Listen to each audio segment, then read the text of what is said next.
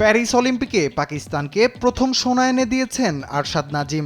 অলিম্পিকের মতো বড় আসরে বর্ষা ছুড়ে পদক হাসিল করে বিশ্বমঞ্চে নিজেকে প্রমাণ করেছেন ২৭ বছর বয়সী এই তরুণ। নাদিমের এই সাফল্যে উল্লসিত পুরো দেশ। পাকিস্তানের ছোট্ট গ্রাম মিয়াচান্নুতে বেড়ে উঠেছেন নাদিম। মাটির ঘর থেকে অলিম্পিকের সোনা অর্জন, সবই পরিশ্রমের ফল। এই যাত্রায় পার করতে হয়েছে বিশাল প্রতিবন্ধকতাও। পরিবারের ৫ ভাইয়ের মধ্যে মধ্যমণি তিনি। অর্থের অভাবে সংসার চালানোর দায় যেই পরিবারে, সেখানে কেই বা অলিম্পিকের স্বর্ণজয়ের কথা ভাবতে পারে।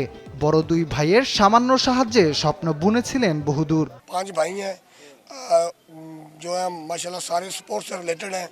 আমরা ৫ ভাইয়ের মধ্যে সবাই খেলাধুলা খুব ভালোবাসতাম, কিন্তু অর্থের অভাবে সেটা এগিয়ে নিতে পারিনি। কিন্তু আমরা বড় ২ ভাই নাদিমকে অনেক অনুপ্রেরণা দিয়েছি এগিয়ে যেতে। মাশাআল্লাহ, আজকে সে ভালো কিছু অর্জন করেছে। लेकिन माशाल्लाह हम दोनों मुलाजिम हैं।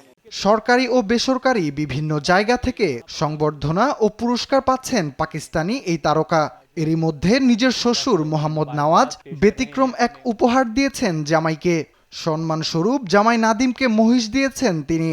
এত কিছু থাকতে হঠাৎ মহিষ কেন, এমন প্রশ্নের উত্তরে সংবাদ মাধ্যমকে তিনি জানান, গ্রাম্য প্রথা অনুযায়ী আমাদের এখানে মহিষ উপহার দেওয়া অত্যন্ত মূল্যবান ও সম্মানের। নাদিম সাফল্য পেয়েও গ্রামকে ভুলে যায়নি। ওর বাড়ি এখনো গ্রামেই। এখনো ও গ্রামে বাবা মা ও ভাইদের সঙ্গে থাকে। প্যারিস অলিম্পিকে সোনা জয়ের পরে শুধু পুরস্কার নয়, পাকিস্তানের সর্বোচ্চ নাগরিক সম্মাননাও পেয়েছেন নাদিম।